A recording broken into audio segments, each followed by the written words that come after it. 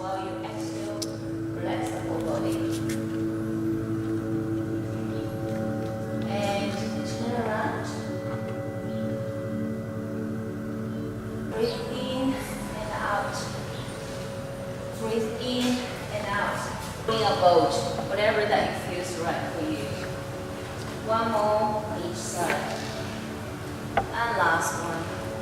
And coming big circle up, and then sensing all this body scanning through the center. Okay. The next one, we're going to work on the hips. So a little bit spa now, coming down. Relax. So imagine if the hands have to go through the water. That will slow down your hands. Breathe in and out.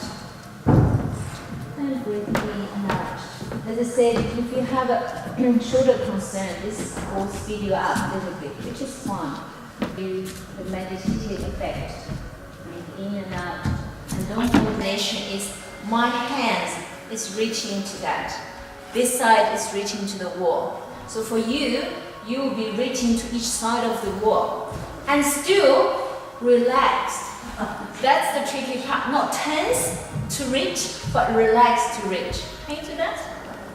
And just close your eyes and think, just sensing that moment.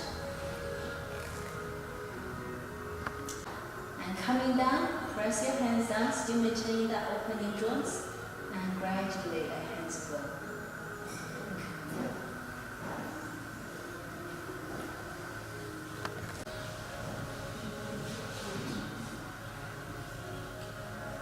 Your training for yourself will be gradually shoulder more flexibility, opening all the joints along the arms, relaxation through the whole body, and lower thigh muscles strengthening.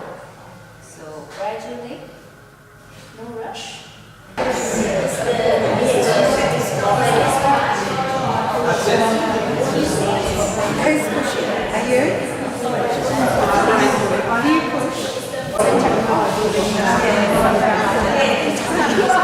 It's a big thing.